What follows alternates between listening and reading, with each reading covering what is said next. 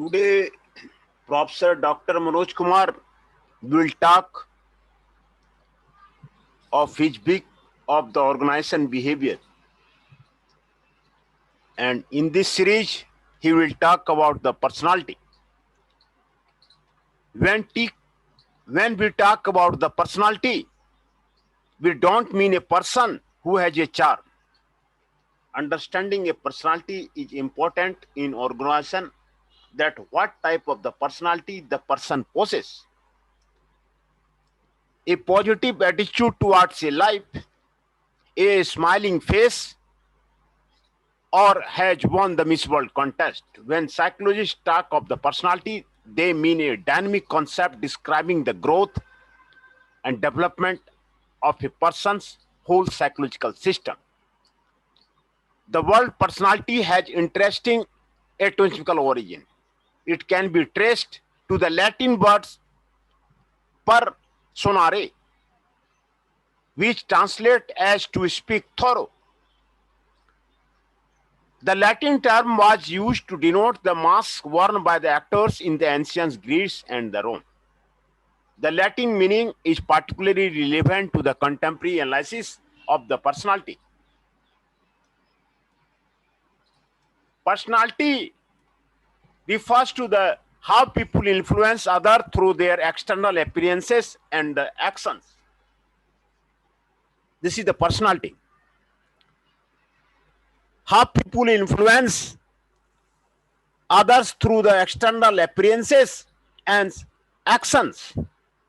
But for psychologists, personality includes internal appearances and the behavior, the inner awareness of self as a permanent organizing force, the particular organization of the measurable traits, both inner and outer. This is known as the personality. Internal appearance and the behavior, the inner awareness of self as a permanent organizing force, the particular organization of the measurable traits, both inner and the outer. Personality is an individual difference that lends consistency to a person's behavior. Personality is defined as a relatively stable set of the characteristics that influence an individual's behavior. For our purposes, you should think of the personality as the sum total of ways in which an individual reacts and interacts with the other. This is the most often described in terms of the measurable personality traits that a person exhibits. Definition of the personality. Though psychologists and the social scientists unanimously agree to the importance of the personality, they are unable to come up with a unanimous definition. Many authorities on the subject have defined personality in the different ways. Some of the definitions are reproduced below. Probably the most meaningful approach would be to include both the person and the role as a Floyd L. Rouch does in this definition. He states that the human personality includes external appearance and behavior or social stimulus value, inner awareness of a self as a permanent organizing force, the particular pattern or organization of the measurable traits, both inner and outer. Gordon Allport gave the most frequently used definition of the personality nearly 70 years ago. He said personality is the dynamic organization within the individual of those psychological systems that determine his unique adjustment to his environment.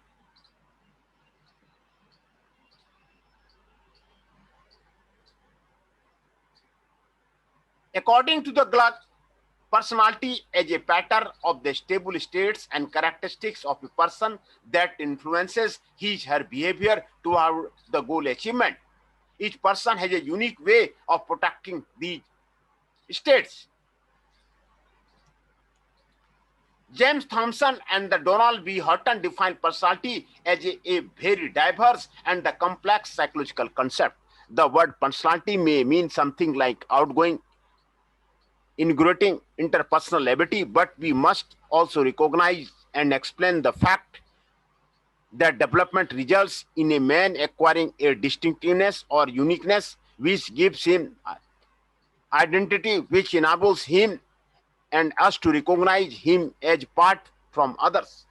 These distinguishing characteristics are summarized by the term personality. From the above definition, we can say that the personality is a very diverse and complex psychological concept.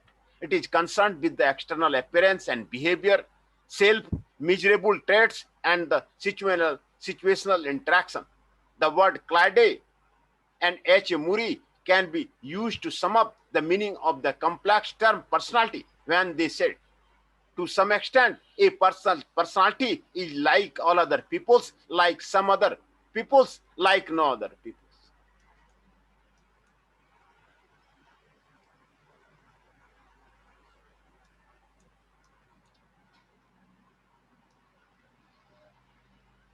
Major determinants of the personality. What determines personality?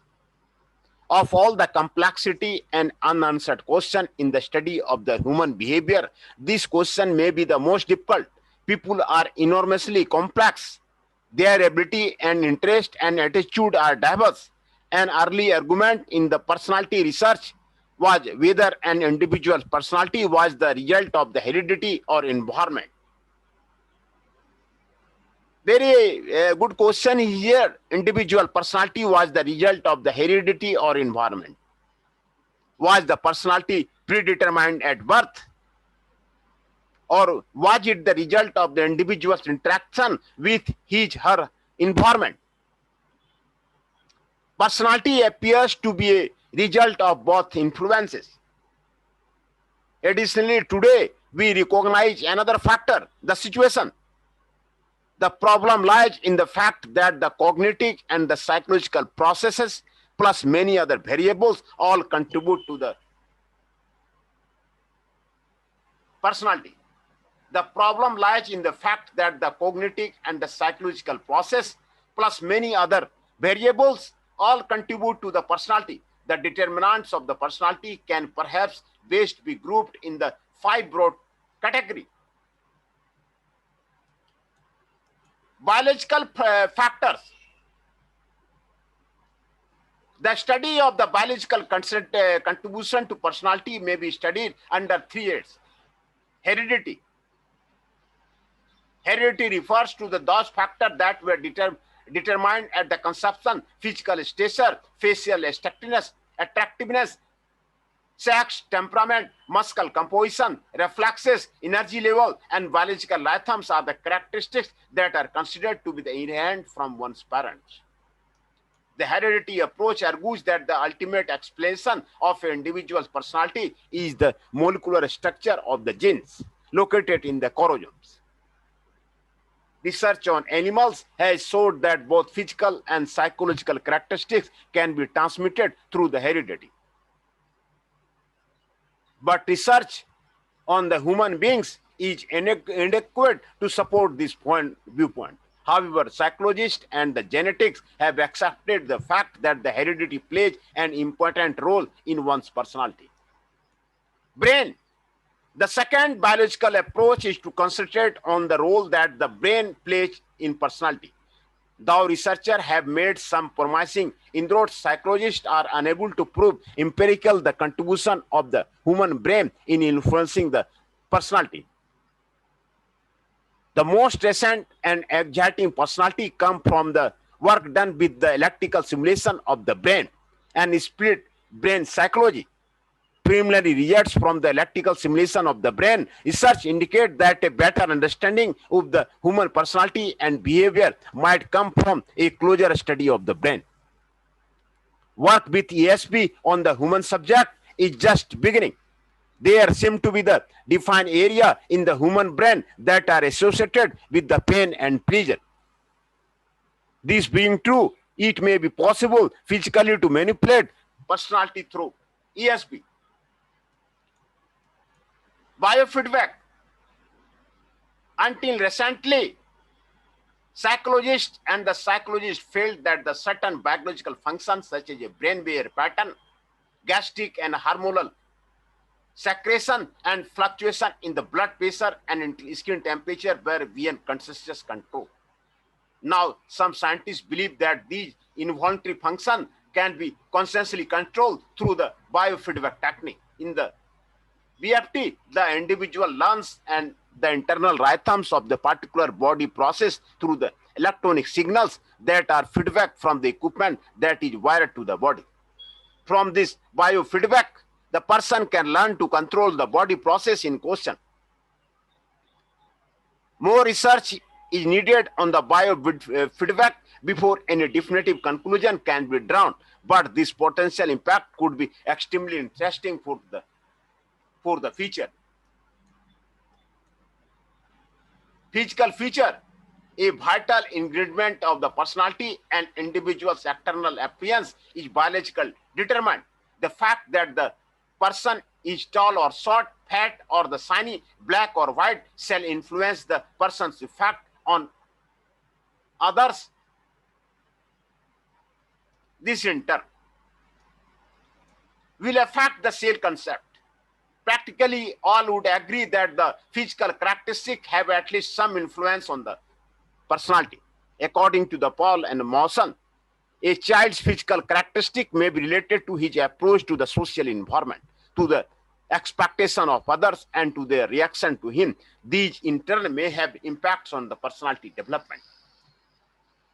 If personality characteristics were completely dictated by the heredity, they would be fixed at the birth and no amount of the experience could rather alter them. But personality characteristics are not completely dictated by the heredity. There are other factors also which influence personality. Cultural factors are there. Among the factors that influence personality formation is the culture in which we are raised.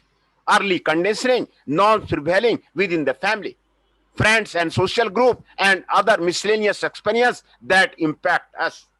Traditionally, cultural factors are usually considered to make a more significant contribution to personality than biological factor. The culture largely determined attitude towards the independence, aggression, competition, cooperation, and host of the other human responses. According to Paul A. Mawson, each culture expects and trains its member to behave in ways that are acceptable to group. To a marked degree, the child's cultural group defines the range of experiences and situations he is likely to encounter and the values and personality characteristics that will reinforce and hence learn.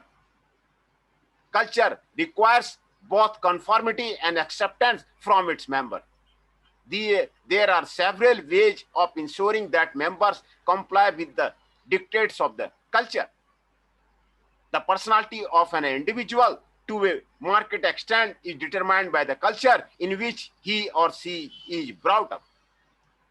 It follows that a person reared in a Western culture has a different personality from a person reared in our Indian culture.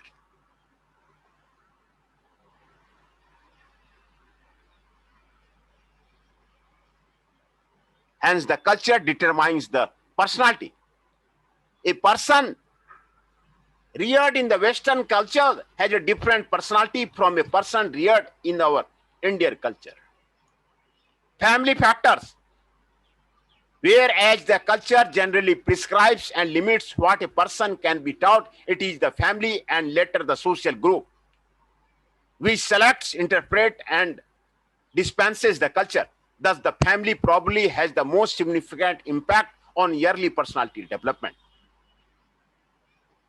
A substantial amount of the empirical evidence indicate that the overall home environment created by the parents, in addition to their direct influence, is the critical to the personality development. For example, children reared in the cold, unstimulating home are much more likely to be socially and emotionally maladjusted than children raised by the parents in a warm, loving, and stimulating environment.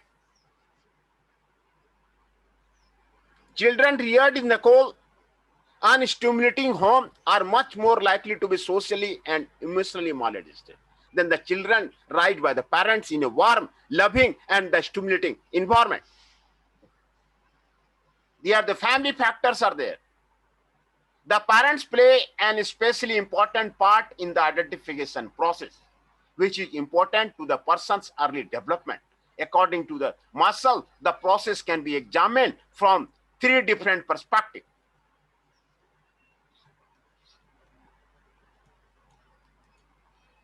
Identification can be viewed as the similarity of the behavior, including feeling, attitude between child and the model. Identification can be looked at as the child's motive or desires to be like the model. It can be viewed as a process through which the child actually takes on the attributes of the model. From all three perspectives, the identification process is fundamental to the understanding of the personality development. The home environment also influences the personality of an individual. Siblings, brother and sisters also contribute to the personality. Social factor. There is increasing recognition given to the role of the other relevant person, groups, and especially organizations which greatly influence an individual's personality. This is commonly called the socialization process. Socialization involves the process by which a person acquires from the enormously wide range of the behavior potentiality that are often open to him or her, those that are ultimately synthesized and observed. Socialization starts with the initial contact between a mother and her new infant.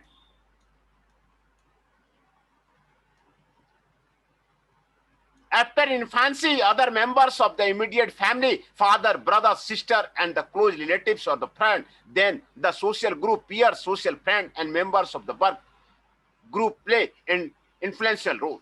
Socialization process is especially relevant to the organizational behavior because the process is not confined to the early childhood, taking place rather throughout one's life. In particular, evidence is accumulating that the socialization may be one of the best explanations for why employees behave the way they do in today's organization. Situational factors. Human personality is also influenced by the situational factors. The effect of the environment is quite strong. Knowledge, skill, and language are obviously acquired and represent important modification of behavior. And individual's personality, while generally stable and consistent, does change in different situations. The varying demands of the different situations call for different aspects of one's personality. According to the Milgram, situation exerts an important press on the individual. It exercises constant and many provide push. In certain circumstances, it is not so much the kind of the person a man is, as the kind of the situation in which he is placed that determines his action. We should therefore not look at the personality patterns in isolation.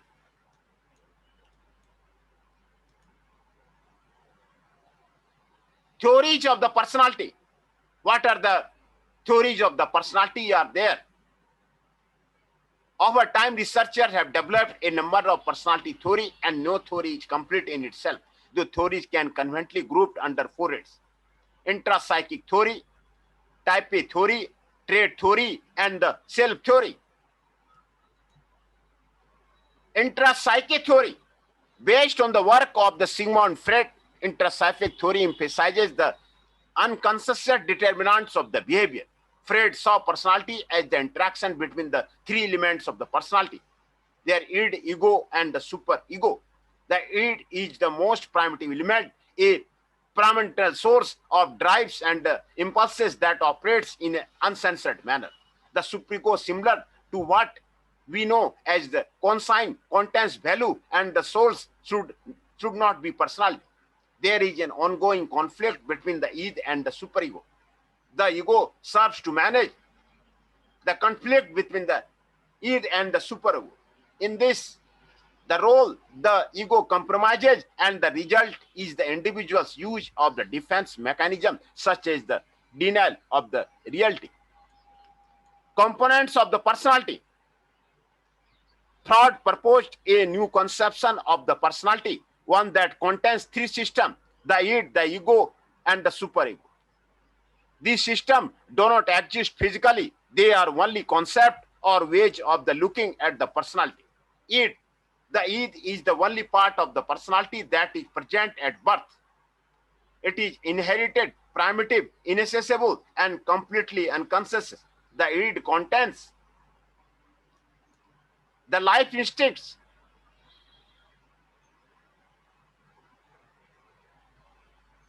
the death instinct, which account for our aggressive and the destructive impulses. The id operates according to the pleasure principle, that is to seek pleasure, avoid pain, and gain immediate gratification of its wishes. The id is the source of the libido, the psychic energy that fuels entire personality. Id, the id cannot act on its own. It can only be wish, image, fantasize, and demand. Ego. The ego is the logical, rational, realistic part of the personality. The ego evolves from the id and draws its energy from the id. One of the functions of the ego is to satisfy its surge. But the ego, which is mostly conscious, acts according to the reality principle. It must consider the constraints of the real world in determining appropriate times, places, and object for gratification of its wishes. According to Freud, personality is composed of the three structure or system: the id, the ego, and the superego. The characteristics are the diagram and described here. First conception of the personality. Superego, concise ego ideal. Ego, id, unmet tension, biological urges, aggressive and destructive impulses, conscious, persistent, unconscious.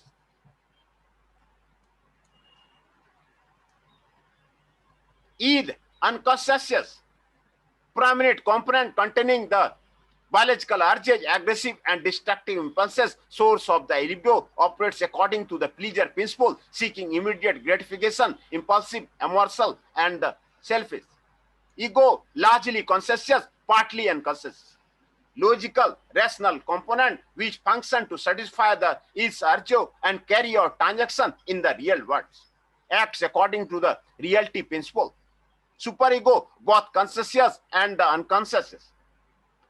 The moral component, consisting of the conscious and the ego ideal, sets moral guidelines which limit the flexibility of the ego. Superego. When the child is age 5 or 6, the superego, the moral component of the personality, is formed. The superego has two parts: the conscience, consisting of all the behavior for which we have punished and about which we feel guilty; the ego idol, containing the behavior for which we have been prized and rewarded and about which we have feel pride and satisfaction. In its quest for the moral perfection, the superego, a moral guide, sets up the signpost that define and limits the flexibility of the ego.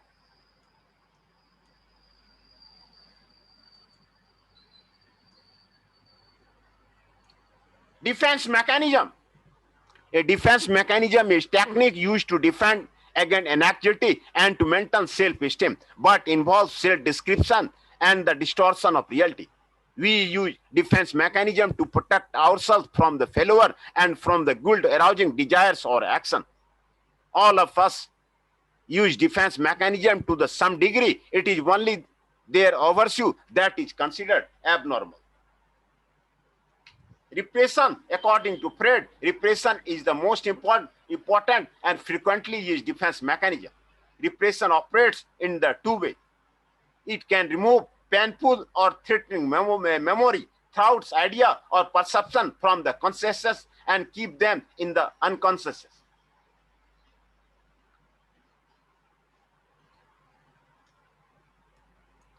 Projection.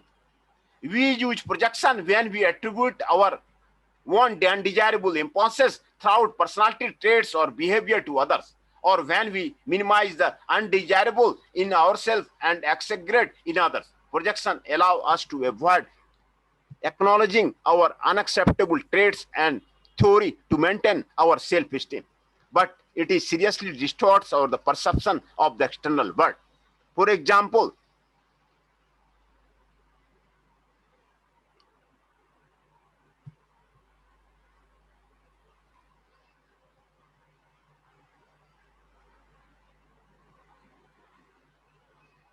a dishonest man think everyone is out of the cheating. Denial, it is a refusal to knowledge consciously or to believe that a danger or the threatening condition exists. For example, smokers use denial when they refuse to admit that the cigarettes are a danger to their health. Many people who abuse alcohol, drugs deny that they have a problem. Yet denial is sometimes useful as a temporary means of getting through a crisis until a more permanent adjustment can be made, such as when people initially deny the existence of a terminal illness. Rationalization. It occurs when we unconsciously supply a logical, rational, or socially or personally acceptable reason rather than accept the real reason for an action or event. Rationalization can be used to justify past, present, or future behavior, or to soften the disappointment concern connected with not attaining a desired goal. When we rationalize, we make excuses or justify our failure and the mistakes. Regression. Sometimes when frustrated or anxious, we may use regression and revert to the behavior that might have reduced anxiety at an earlier stage of the development. For example, an adult may have a temper tantrum, rant, rave, or throw things. Reaction formation. It is at work when people express exaggerated ideas and emotions that are opposite of their disturbing, unconscious impulses and desire.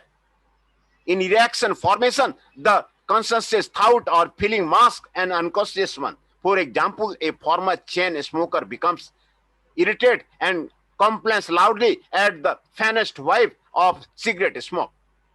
Displacement occurs when we substitute a less threatening object or person for the original object of an aggressive impulse. For example, if your boss makes you angry, you may take out your hostility on your wife. Sublimation. With sublimation, we rechannel aggressive energy into the pursuit or accomplishment that society considers acceptable and even praiseworthy. For example, an aggressive person may rechannel the aggression and become a football player. A boxer with a bad guy image like the Iron Mike Tyson might talk of the becoming an evangelist. Freud views sublimation as the only completely healthy ego defense mechanism.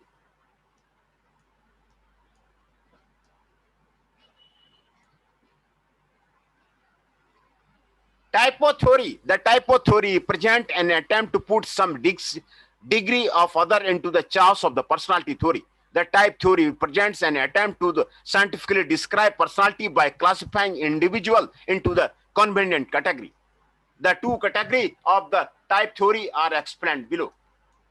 Sheldon's cyclosomy theory. William Sheldon has presented a unique body type temperamental model that represents a link between the subtle anatomical features and psychological traits with distinguishing characteristics of an individual and his behavior. The psyche or body type theory have concentrated on determining a relationship between features of the face or the body and personality. Sheldon identified three body types.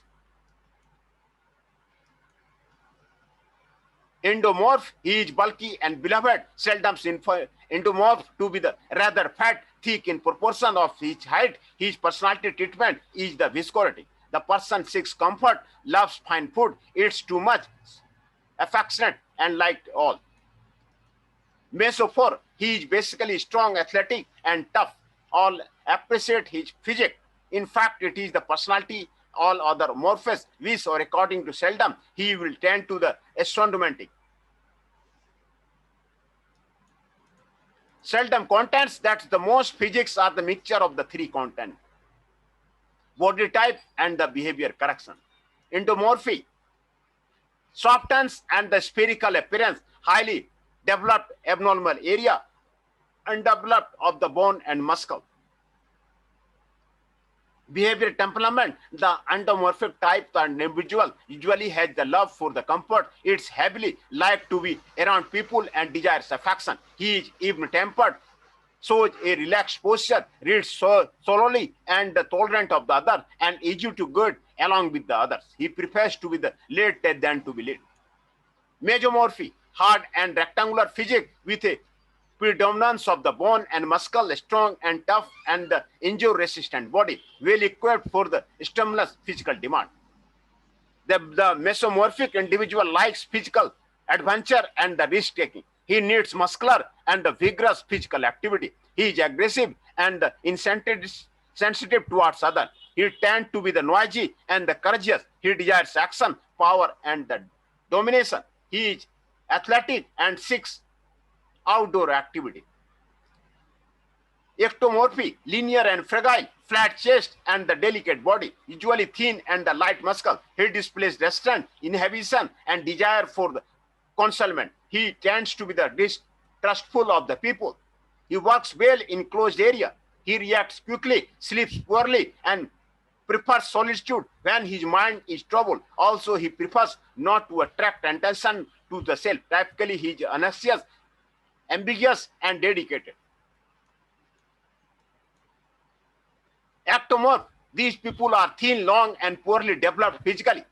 Though physically weak, he leads the league in the intelligence department. His temperament is the charismatic, excessive inhibition, restraint, and avoidance of the social contact. He is labeled as an absent-minded, shy but brilliant, universally professor stereotype. Carl Jung's extrovert and introvert theory. The way to describe personality is in terms of the behavior, psychological factor. Jung's introvert and extrovert types are examples. However, Jung himself pointed out the extrovert-introvert turns out to be the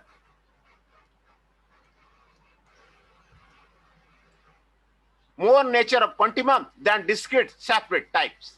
Carl Jung proposed he is 1-2 part of the theory of the personality. These two types are the extrovert and the introvert. Extrovert, they are optimistic, outgoing, gorgeous, and sociable.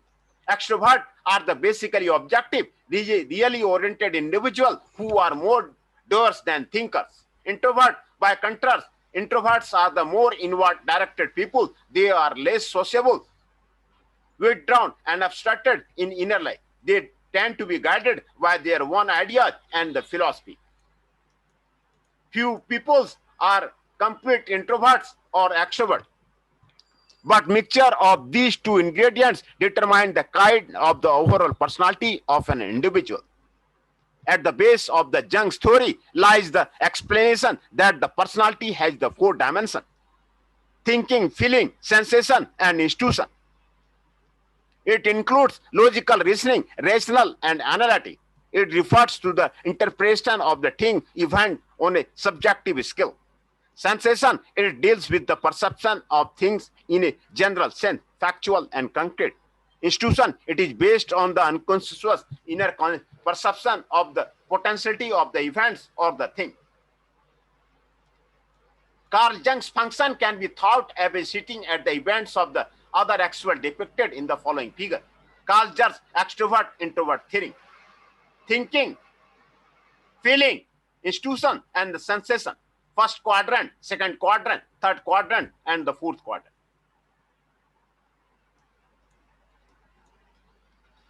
Type 1 perception is sensation. Thinking individual is basically analytic, oriented towards the present.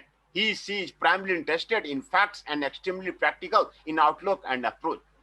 Type 2 persons are intuition. Thinking, she is rational, analytic, takes a broad view, and is social. Type 3 person is sensation, feeling. He is factual, wishes to grasp tangible things, but is emotional. Type 4 persons are the institution, feeling. He is emotional, sociable, takes a broad view, and is more prone than others hypothesizing. Trait theory. Some early personality researchers believe that to understand individual, we must break down behavior patterns into the sweep of the observable traits. According to the trait theory, combining these traits into the group of the forms and individual personality. A personality trait can be defined as an enduring attribute of a person that appears constantly in a variety of the situations. In combination, such traits distinguishes one personality from the others. A trait is a personal characteristic that is used to describe and explain personality. It is a list of the relatively stable and consistent personal characteristics. Trait theory are attempt to explain personality and differences between people in terms of their personal characteristics. Gordon Airport's personality traits claims that the personality traits are the real entity physically located somewhere in the brain. We each inherit our unique set of the raw material for even traits, which are then shaped by our experiences. Trait describes the particular way we respond to the environment and consistency of that response. If you are shy, we respond to the strangers differently than if you are friendly. If you are self-confident, we approach tasks differently than if you feel inferior. Recent research in the behavioral genetics supports the notion that the genes influence certain personality characteristics. Allport identify two main categories of the traits. Common traits, individual traits. Common traits are those who we share or hold in common with the most others in our culture. Individual traits, according to the Allport, there are three individual traits: cardinal, central, and the secondary traits. A cardinal trait is to perceive an outstanding in a life that almost every act seems traceable to its influence. It is so strong as a part of the person's personality that he may become identified with or known for that trait. Central traits, according to Allport, are those that we would mention in the writing a careful letter to the recommendation. Secondary traits are less obvious, less consistent, and not as a critical in defining our personality as the cardinal and central traits. We have many more secondary traits than the cardinal or central traits. Example of the secondary traits are the food and music preferences.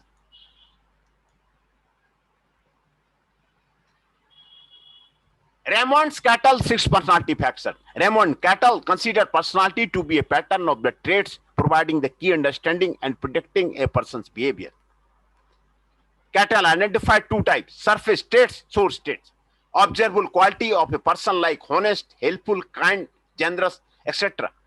Surface traits make up the most basic personality structure and, according to the Cattell, actually cause behavior. Even though we all possess the same source traits, we don't all possess them in the same degree. Intelligence is a source trait and every person has a certain amount of it, but obviously not exactly the same amount or the same count. Cattell found 23 source traits in normal individuals, 16 of which he studied in the great detail. Cattell's 6 personality factors questionnaire, commonly called, yields a personality profile. The Cattell personality profile can be used to provide a better understanding of the single individual or to compare an individual's personality profile with that of the others. The trait approach has been the subject of the considerable criticism. Some theories argue that some identifying trait is not enough. Instead, personality is dynamic and not completely static. Further, trait theory tended to ignore the influence of the situation. Cell theory, the psychoanalytic type, and trait theory represent the more traditional approach to the exploring the complex human personality. Of the many other theories, the two have received the most recent emphasis that are probably most relevant to the study of the organizational behavior and the self and social theories of the personality. Cell theory rejects both psychoanalytic and the behavioristic conception of the human nature as too mechanistic, portraying people as creatures helplessly buffered about the internal instinct or the external stimuli. Carl Roger is most closely associated with his approach of the self theory. Roger and his associates have developed his personality theory that places emphasis on the individual as an initiating, creating, influencing determinant of the behavior within the environmental framework. Carl Rogers developed his theory of the personality through insights gained from his patients in the therapy session. Rogers viewed human nature as the basically good. If left to the develop naturally, he thought people would be happy and psychologically healthy. According to Rogers, we each live in our subjective reality, which he called the phenomenological field. It is in the personal subjective field that we act and think and feel. In other words, the way we see is the for us. Gradually, a part of the phenomenological field becomes differentiated as the self. The self concept emerges as a result of the repeated experience involving such terms as I, me, myself. With the emerging self comes the need for the positive regard. We need such things as warmth, love, acceptance, sympathy, and respect from the people who are significant in our lives. Condition of the worth. Our parents do not view as us positively regardless of our behavior. They set up condition of the worth, condition on which their positive regard hinges, condition of the worth force to live and act according to the someone else's value rather than our own. In our effort to gain positive regard, we deny our true self by the inhibiting some of our behavior, denying, distorting some of our perception, and closing ourselves to the parts of our experience. In doing so, we experience stress and anxiety, and our whole self-structure may be threatened. Unconditional positive regard, according to Roger, a major goal of the physiotherapy is enable to people to open themselves up to the experience and begin to live according to their one value rather than values of the others in order to gain positive regard.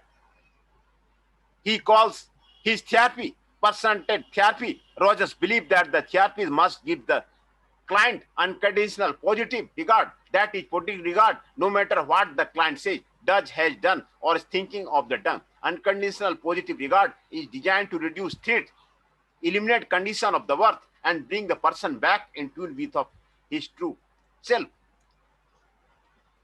Personality characteristics of the organization. Managers should learn as much possible about personality in order to understand their employee. Hundreds of the personality characteristics have been identified. We have selected 8 characteristics because of their particular influences on individual behavior in the organization. Locus of control. Some people believe they are the masters of their own fate. Other people see themselves as pawns of the fate, believing that what happens to them in their life is due to luck or the chance. An individual's generalized belief about the internal versus external control is called locus of the control. Internals, those who believe they control their destinies, have been labeled internals. Internals have been found to have higher job satisfaction, to be more likely to assume managerial position, and to prefer participating management style. In addition, internals have been shown to display higher work motivation, hold stronger beliefs that effort leads to the performance, receive higher salary, and display less anxiety than the externals. Externals are those individuals who believe that what happens to them is controlled by the outside forces, such as the luck or the chance. Externals prefer a more structured work setting, and they may be more reluctant to the participate in decision making. They are more compliant and willing to follow directions. Research on locus of the control has a strong implication for the organization. A large amount of the research comparing internal and external has constantly shown that the individual who rate high is externality are less satisfied with their jobs, have higher absenteeism rate, are more alienated from the work setting, and are less involved on their jobs than internal, while the external are more dissatisfied. The answer is probably because they perceive themselves as having little control over those organizational outcomes that are important to them. Knowing about locus of control can prove valuable insight to the manager, because internal believes that they control what happens to them. They will want to exercise control in their work environment. Allowing internals considerable voice in how work is performed is important. Internals will not react well to being closely supervised. External, in contrast, may prefer a more structured work setting, and they may be more reluctant to participate in the decision making. Therefore, internals do well on the sophisticated tasks, which include most managerial and the professional job. They require complex information processing and the learning. Additionally, internals are more suited to a job that require initiative and independence of the action.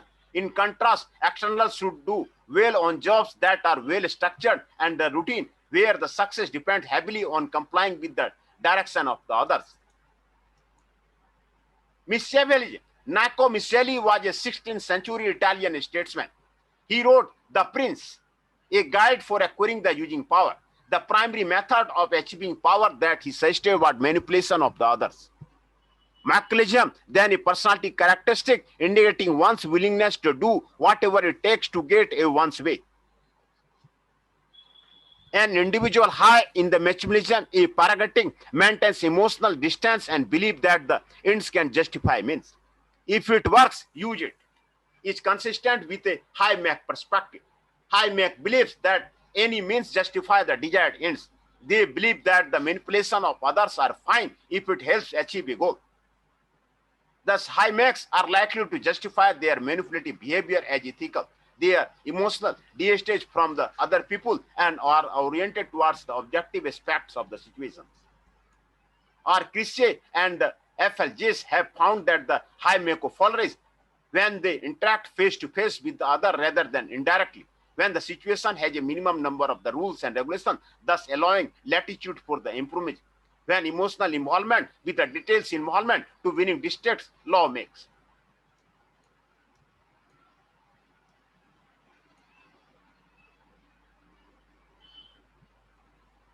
A high Mac individual behaves in accordance with the Michael's idea, which include the notion that it's better to be feared and loved. High Mac tend to use deceit in relations, have a canonical view of the human nature, and have little concern over the controversial notion for the right and wrong. They are skilled manipulators of the other people, relying on their persuasive ability. High Macs are suitable in jobs that require bargaining skills or where there are substantial reward for the winning. Self-esteem. Self-esteem and an individual's general feeling of the self-worth. Individuals with the high self-esteem have the positive feeling about themselves, perceive themselves to have strength as well as weakness, and believe their strengths are more important than their weaknesses. Individuals with the low self-esteem view themselves negatively. They are more strongly affected by what other people think of them, and they compliment individuals who give them feedback while cutting down people who give them negative feedback. Research on self-esteem offers some interesting insight into the organizational behavior. Believe they possess more of the ability they need in order to succeed at work. Individuals with the high SE will take more risk in job selection and more likely to choose unconventional jobs.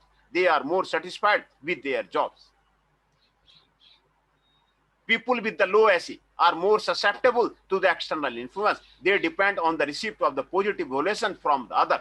They tend to be concerned with the pleasing others and therefore are less likely to take unpopular stands. They are less satisfied with their jobs. Self-esteem may be strongly affected by the situation. Success tends to rise self-esteem, whereas the failure tends to lower it. Given that high self-esteem is generally a positive characteristic, managers should encourage employees to raise their self-esteem by giving them appropriate challenges and opportunity for the success.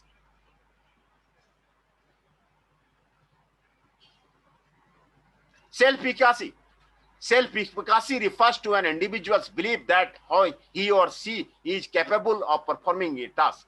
The higher your self-efficacy, the more confidence you have in your ability to succeed in a task. So in difficult situations, you find that people with the low self-efficacy are more likely to slacken their effort or give their all together. Whereas those with the high self-efficacy will try harder to master the challenge. In addition, individuals high in the self-efficacy seem to be respond to the negative feedback with the increased effort and motivation. Those low in the self-efficacy are likely to reduce their effort when give negative feedback.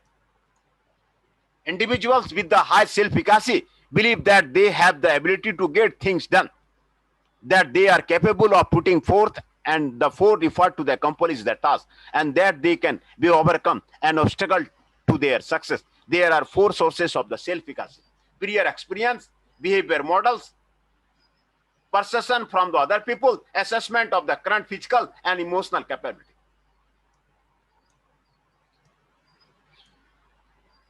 Believing in one's capability to go get something done is an important facilitator of the success.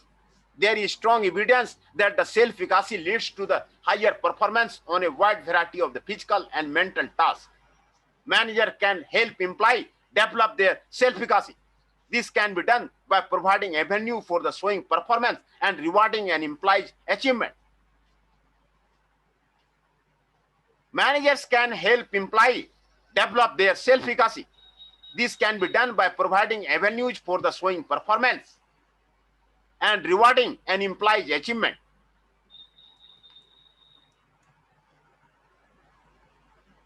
Self-monitoring, a characteristic with the great potential for attracting behavior in the organization, is the self-monitoring. Self-monitoring refers to an individual's ability to adjust his/her behavior to the external situational factor. High self-monitors pay attention to what is appropriate in particular situation and to the behavior of the other people, and they behave accordingly. Low self-monitor, in contrast, are not as vigilant to the situational cues and act from the internal states rather than paying attention to the situation. As a result, the behavior of the low self-monitor is consistent across situations. High self-monitors, because their behavior varies with the situation, appears to be the more unpredictable and the less consistent. High self-monitors are capable of the presenting striking contradiction between their public persona and their private self. Low self-monitors can distinguish themselves this way. Positive negative effect. Individuals who focus on the positive aspects of themselves, other people, and the world in general are said to have positive effect. In contrast, those who accentuate the negative in themselves, other, the world are said to possess negative effects. Implied with the positive effect are absent from the work less often.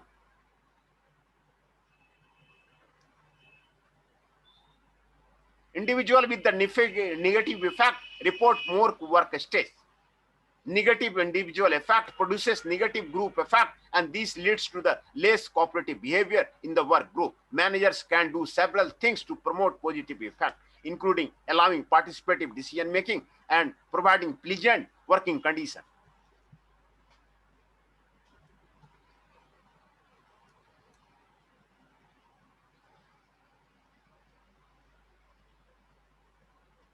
Risk taking.